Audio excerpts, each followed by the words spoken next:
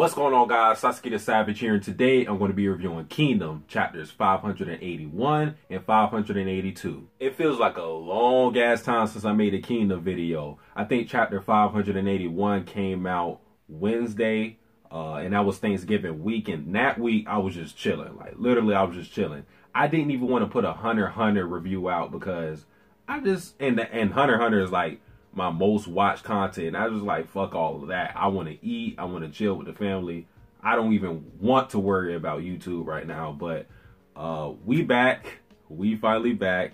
And these last two chapters have actually been pretty good. It hasn't been like outstanding, but these chapters have been good. Now, briefly talking about chapter 581, we get to see the rookies or the newbies, whatever you want to call them, and they start going through the process of awakening. They start seeing the battlefield in a totally different light that they didn't see before. And it's kind of like they just had this, moment where everything came natural to them. They're moving on instinct practically. They don't really need any orders for anybody else to realize what they should do on the battlefield. And of course, we see by the end of the chapter 581 that Chogaryu's like, yo, we have to retreat because they are a totally different animal right now. And I think Chogaryu was the one who was being cocky before all of this happened. I'm pretty sure it was him. Was it?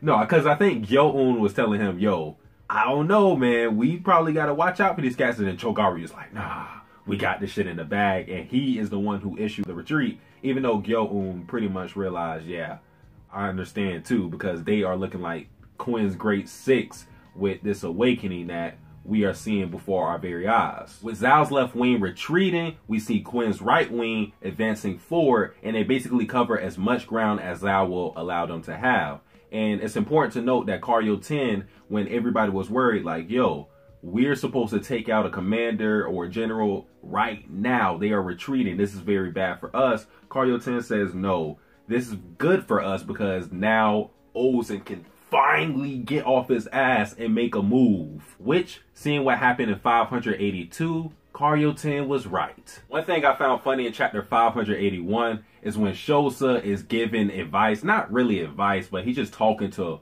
one of the rookies. I forget his name, but he's kind of important. He's talking to him, and as he's talking to him, he's casually still murking niggas. Yeah, I remember when I used to be just like you before I met Shin. Motherfucker! Ah!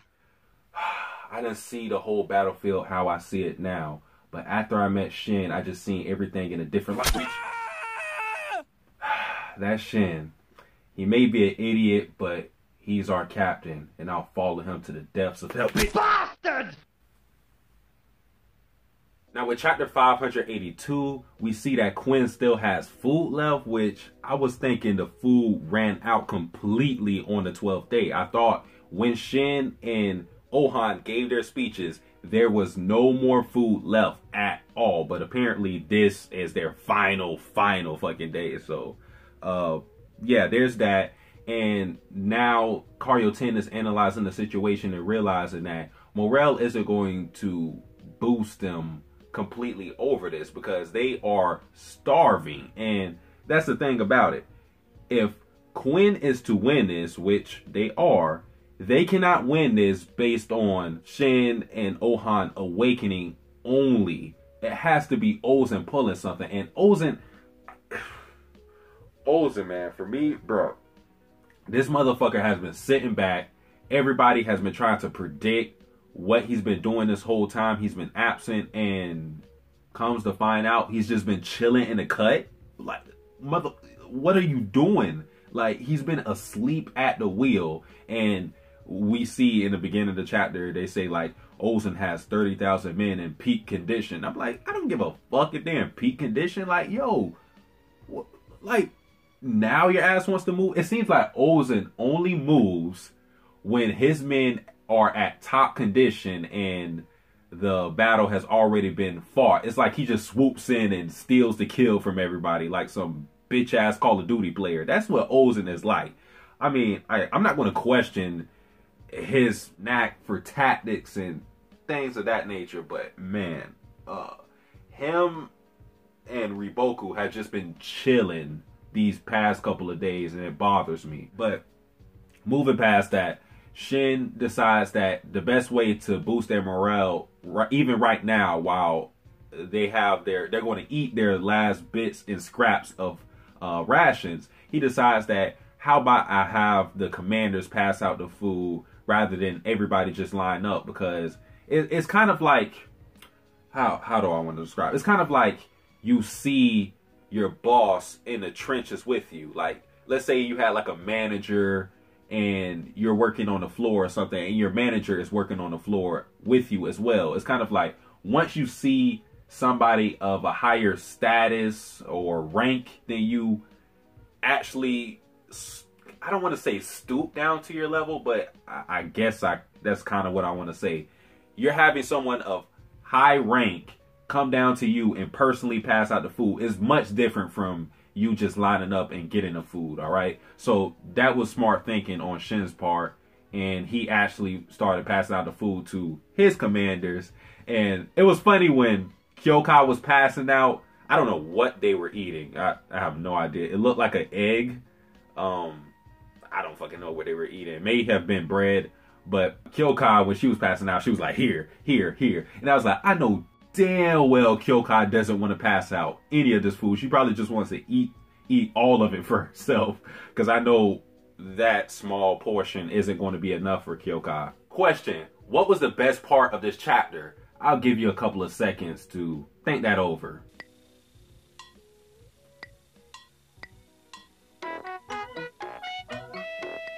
Alright, time's up. If your ass said anything other than Mouten, then click off this video right now. I'm just playing, alright.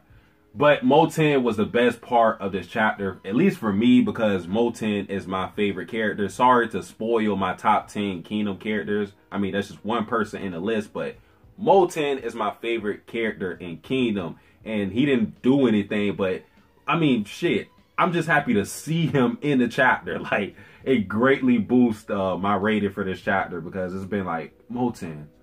As my boy Laz, we both were like, Mouten, where have you been all this time, man? We've been waiting to see you, bro. But that's one thing I love about Mouten, is he has respect for both Shin and Ohan. I think the reason why people don't like Ohan is because it seems like he doesn't respect people despite their obvious accolades and their skills.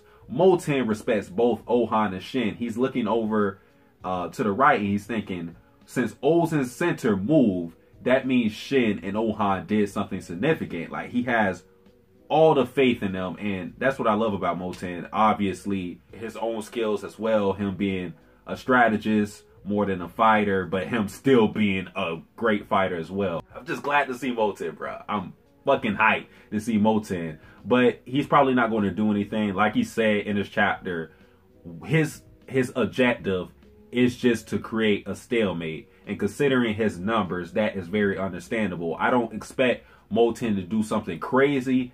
Now, if he did slay Bate, I don't think he'll kill Kisui, but if he did slay Bate, like, then make Mouten an official general if that happens. But I just see him continuing the stalemate throughout and letting Ohan and Shin have the real big achievements in this war. And in the last part of the chapter, we actually see Riboku, and to sum it all up, basically what he said is, we're going to fuck up Quinn, whether it be through attrition or whether it's Youn, our left wing, just decimated them, and us moving in, pincering the Ozen army, alright? And to me, fuck. I wish Riboku would just like settle on a plan, alright? Because they're starving. So the battle of attrition should be what you should be doing. Like, you shouldn't have like, oh, either way we're going to... No, motherfucker. You should be doing one or the other. If you actually believe that Youn and Chogaryu are going to get the job done, go with that plan. Go full throttle and try to crush them. Alright?